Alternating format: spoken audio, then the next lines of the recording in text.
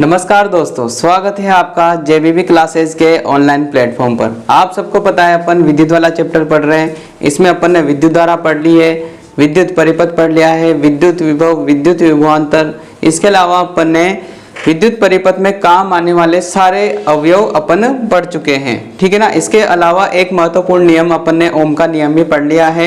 अब उस पर आधारित कुछ अनुप्रयोग कह सकते हैं या फिर जो प्रतिरोध होते हैं, प्रतिरोध भी पढ़ा था, उसके आगे जो प्रतिरोधकता आती है उसको आज अपन पढ़ेंगे, ठीक है। तो सबसे पहले बात करते हैं कि प्रतिरोध, ठीक है ना। प्रतिरोध अपन ने पढ़ा था, विद्युत धारा के मार्ग में आने वाली रुकावट को क्या कहते हैं, प्रतिरोध कहते हैं, ठीक है ना। क्या कहते हैं, प्रतिरोध कहते हैं। अब प्रतिरोध किन किन कारकों पर निर्भर करता है, ये आज अपन चर्चा करेंगे। वैसे थोड़ी बहुत चर्चा अपन ने कल भी करी थी, लेकिन आज अपन उसके बारे में विस्तार पूर्वक चर्चा करेंगे। प्रतिरोध की निर्भरता किन किन कारकों पर निर्भर करती है। एक तो पदार्थ की प्रकृति, दूसरा तापमान, तीसरा क्या था, चालक तार की लंबाई के समानुपाती होता है। कौन होता है, प्रतिरोध। यानी कि जो प्रतिरोध होता है वो चालक तार की लंबाई L के समानुपाती होता है। यानी कि अपन लिख सकते हैं कि R समानुपाती है L के, यानी कि L क्या है यहाँ पर, चालक तार की लंबाई। दूसरा है कि जो चालक तार की मोटाई होती है, अपन घरों में तार काम में लेते हैं ना विद्युत के लिए, उसी चालक तार की बात हो रही है यहाँ पे, ठीक है ना। तो उस चालक तार की जो मोटाई होती है, जैसे ऐसे दिखता है वो वृत्ताकार, तो इसकी जितनी ज्यादा मोटाई होगी प्रतिरोध उतना ही कम होगा, ठीक है ना। तो यानी कि क्या होगा, प्रतिरोध चालक तार के अनुप्रस्थ काट क्षेत्रफल के व्युत्क्रमानुपाती होता है। ये जो सामने से वृत्ताकार चीज ये दिख रहा है ना पृष्ठ, इसी को बोलते हैं अनुप्रस्थ काट क्षेत्रफल। ये जितना ज्यादा होगा, यानी कि जितना मोटा होगा प्रतिरोध उतना ही कम होगा, और ये जितना पतला होगा प्रतिरोध उतना ही ज्यादा होगा, ठीक है। तो इसको अपन लिख सकते हैं व्युत्क्रमानुपाती, मतलब प्रतिरोध व्युत्क्रमानुपाती है 1 के। तो व्युत्क्रमानुपाती को कैसे लिखते हैं, 1 के बटे में लिखते हैं, ठीक है। समानुपाती को सिंपल लिख देते हैं, और जहां व्युत्क्रमानुपाती लिखते हैं वहां 1 के बटे में लिखा जाता है। अब इन दोनों समीकरणों को मिलाते हैं, समीकरण 1 और 2 से। प्रतिरोध L के समानुपाती है और 1 के क्या है, व्युत्क्रमानुपाती है। और अपन सब जानते हैं कि जब भी समानुपाती का चिन्ह हटता है तब एक नियतांक आता है, और यहाँ वो नियतांक क्या है, R बराबर रो L अपॉन A। ये रो, इसको कैसे लिखेंगे, ऐसे, ठीक है। इसको क्या बोलते हैं, रो। क्या बोलते हैं, रो। क्या बोलेंगे, रो। रो एक यहाँ पर क्या है, समानुपाती नियतांक है, जिसे क्या कहते हैं, विद्युत प्रतिरोधकता कहते हैं। क्या कहते हैं, विद्युत प्रतिरोधकता। और जो प्रतिरोध होता है इसका मात्रक क्या होता है, प्रतिरोध का मात्रक क्या होता है, सब बताओ, ओम होता है। क्या होता है, प्रतिरोध का मात्रक क्या होता है, ओम, ठीक है। क्या होता है, ओम। अब अपन बात करते हैं विद्युत प्रतिरोधकता। एक चीज है प्रतिरोध जिसका मात्रक है ओम, और प्रतिरोध क्या होता है, धारा के मार्ग में आने वाली रुकावट। दूसरी चीज आ गई अपने पास विद्युत प्रतिरोधकता। क्या आ गई, विद्युत प्रतिरोधकता। ये पदार्थ के चालक या अचालक के गुण को दर्शाता है। कौन, विद्युत प्रतिरोधकता। यानी कि कह सकते हैं कि जिसका विद्युत प्रतिरोधकता का मान ज्यादा होगा, क्या कहा मैंने, कि जिसकी विद्युत प्रतिरोधकता का मान ज्यादा होगा, ऐसे पदार्थ विद्युत रोधी होते हैं। और जो चालक या मिश्र धातु होते हैं उनके विद्युत प्रतिरोधकता का मान क्या होता है, कम होता है। तो रो के मान पर ही डिपेंड करता है किसी पदार्थ की चालक या अचालक होना, ठीक है ना। क्या देखते हैं वहां पर, विद्युत प्रतिरोधकता। अब विद्युत प्रतिरोधकता का मात्रक निकालना है अपन को, तो किस सूत्र से निकालेंगे, R बराबर रो L अपॉन A से निकालेंगे। तो क्या निकालेंगे, विद्युत प्रतिरोधकता रो का मात्रक। इस सूत्र को थोड़ा मॉडिफाई करते हैं, अपन को किसका मान चाहिए, रो का। तो बाकी सब चीजों को इधर भेज देंगे। ए कहाँ पर है, यहाँ पर डिवाइड में, यानी कि बटे में है, तो इधर आते हैं किस में हो जाएगा, गुणा में, R के गुणा में। और रो के साथ गुणा में क्या है, L, तो इधर जाते हैं किस में आ जाएगा, भाग में आ जाएगा। और अपन जानते हैं कि क्षेत्रफल का मात्रक क्या होता है, मीटर स्क्वायर होता है। प्रतिरोध का मात्रक क्या होता है, ओम होता है। लंबाई का मात्रक क्या होता है, मीटर होता है। 1 मीटर से 1 मीटर कैंसिल हो जाएगा, मीटर स्क्वायर है ना यहाँ पर, यानी कि m गुणा m है। तो 1 m से 1 m कैंसिल हो गया, 1 m बच जाएगा। तो रो का मात्रक क्या आ गया, ओम मीटर। क्या आ गया, ओम मीटर। इसको हिंदी में लिखे तो ओम मीटर, ठीक है। क्या मात्रक हो गया इसका? ओम मीटर। ये बात हुई विद्युत प्रतिरोधकता की। अब बात करूं मैं कि जो चालक होते हैं, चालक पदार्थ होते हैं, उनकी जो प्रतिरोधकता होती है वो बिल्कुल कम होती है, और जो अचालक होते हैं, अचालक, उनकी प्रतिरोधकता का मान उच्च होता है। ठीक है ना? चालक पदार्थों की प्रतिरोधकता का मान कम होगा, अचालक पदार्थों की प्रतिरोधकता का मान अधिक होगा। ठीक है, अब बात करते हैं अपन परिपथ में प्रतिरोधों को किस प्रकार लगाया जाता है। देखो अपने पास परिपथ था, परिपथ में अपन ने क्या लगाए? प्रतिरोध लगाए। क्यों लगाए? ताकि जो विद्युत धारा है विद्युत धारा है वो थोड़ा रुक कर चले, उपकरण में एंटर करने से पहले थोड़ा सा वो रुक जाए, इसलिए अपन क्या करते हैं? थोड़ी सी रुकावट लगाते हैं प्रतिरोध लगाकर। तो परिपथ में प्रतिरोधों को कितने प्रकार से लगाया जा सकता है? 2 प्रकार से लगाया जा सकता है। एक तो है सीरीज में, ठीक है ना, श्रेणी क्रम में। एक होता है समांतर क्रम में।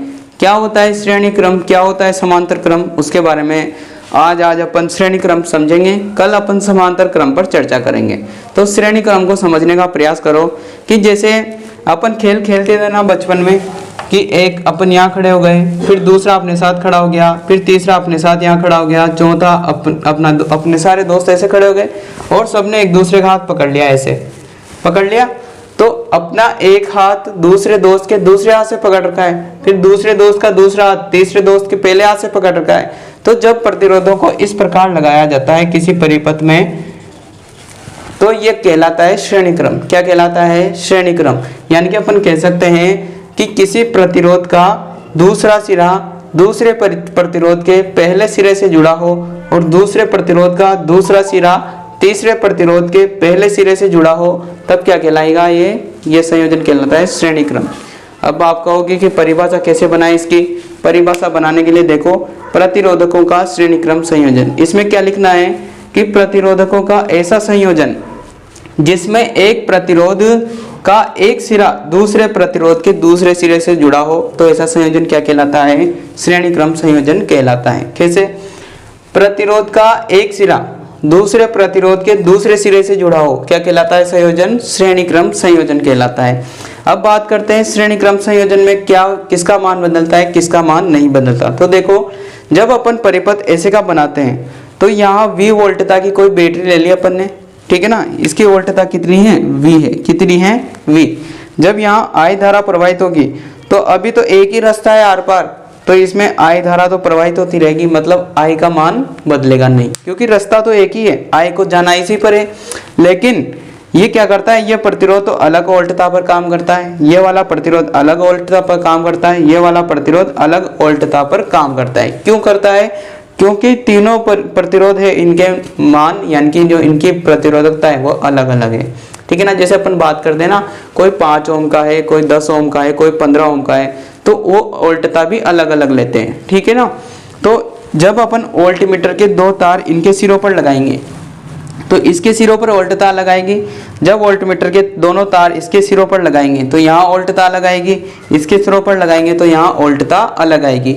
लेकिन लेकिन लेकिन तीनों वोल्टताओं को मिलाकर पूरी वोल्टता बनी रहती है। क्यों? क्योंकि ऊर्जा संरक्षण का नियम यहाँ पर लगेगा। अपन करते हैं ना बात कि ये V1 वोल्टता है, V2 वोल्टता है, V3 वोल्टता है, ठीक है, लेकिन पूरे परिपथ की वोल्टता कितनी है? कितनी है? क्योंकि ऊर्जा का सोर्स तो एक ही है ना, बैटरी की वोल्टता कितनी है? V। तो पूरे परिपथ की वोल्टता कितनी है? V। तो तीनों को मिलाकर कितनी बन जाएगी वोल्टता? V बन जाएगी। तो यहाँ मैंने ऐसे लिख रखा है कि V किसके बराबर है? V1, V2, V3 के बराबर है। ठीक है, देखो ये V1 वोल्टता ले रहा था, ये V2 वोल्टता ले रहा था, ये V3 वोल्टता ले रहा है। इन तीनों को मिलाकर वोल्टता कितनी रहनी चाहिए? अगर ऊर्जा संरक्षण का नियम यहाँ पर लगता है तो इन तीनों को मिलाकर वोल्टता कितनी रहनी चाहिए? V रहनी चाहिए। तो वही मैंने लिखा है कि V बराबर क्या है? V1, V2, V3। ठीक है, V1, V2, V3 ऐसा लिखा है। तो एक बार से वापस इसको थोड़ा सा रिवाइज करते हैं।